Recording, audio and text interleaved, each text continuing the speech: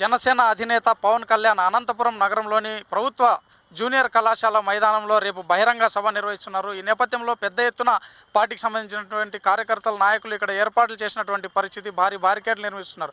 దాదాపు 1,00,000 మంది జనాభా ఇక్కడ హాజరయ్యేటువంటి అవకాశం ఉంది అనేటువంటి పరిస్థితుల నేపథ్యంలో ఇక్కడ శాంతి భద్రతల పరిస్థితి ఏ విధంగా ఉంది, అసలు ప్రజలకు ఎలాంటి ఇబ్బందులు లేకుండా ఎట్లాంటి చర్యలు తీసుకుంటున్నారు, శాంతి భద్రతలకు భంగం కలగకుండా ఎలాంటి చర్యలు తీసుకుంటున్నారు అనేది ఇక్కడ ప్రస్తుతం మనకు సంబంధిత ఇన్స్పెక్టర్ గోరెంట్ల మాధవ్ ఉన్నారు, అడిగి తెలుసుకుందాం. సార్ చెప్పండి సార్, రేపు ప్రజలు దాదాపుగా పెద్ద ఎత్తున ఇక్కడ హాజరయ్యేటువంటి అవకాశం ఉంది. ఏదైనా తొక్కిసలాట కానీ జరిగేటువంటి లేదా లాండ్ ఆర్డర్ ప్రాబ్లం కానీ క్రియేట్ అయ్యేటువంటి పరిస్థితుల్లో వాటిని అన్నింటినీ ఎదుర్కోవడానికి పోలీసులు ఎలాంటి బందోబస్తు చర్యలు చేపడుతున్నారు? మా డిఎస్పీ గారు, ఎస్పీ గారు, డిఐజీ గారు అన్ని రకాల వ్యూహం రచించి పెట్టడం జరిగింది. దీనికి భద్రతా విషయంలో 1,200 మంది పోలీస్ మెన్ కానీ ఆఫీసర్స్ కానీ దీన్ని భద్రతను చూడడం జరుగుతుంది. అదేవిధంగా ఈ కాలేజీకి 4-5 గేట్లను ఏర్పాటు చేయడం జరిగింది. ప్రతి గేటులో కూడా సీసీ కెమెరాలు ఉంటాయి, పీటీజెడ్ కెమెరాలు ఉంటాయి.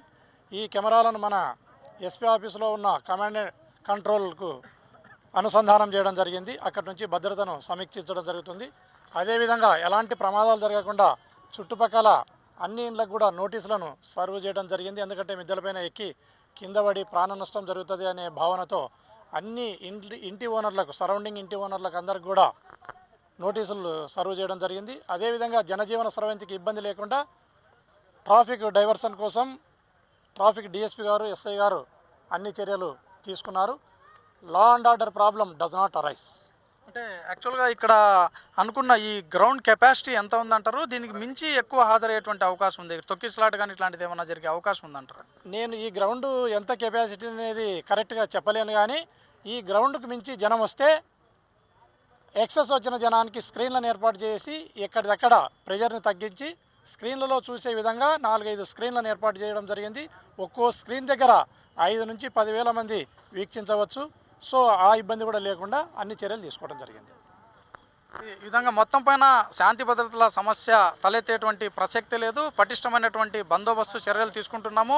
తొక్కిసలాట కూడా ఇవన్నీ ఏవి జరగకోకుండా ఈ ప్రహరీ కూడా ఎంత ఉందో దాదాపుగా 3-4 గేట్లను కూడా ఏర్పాటు చేశాం.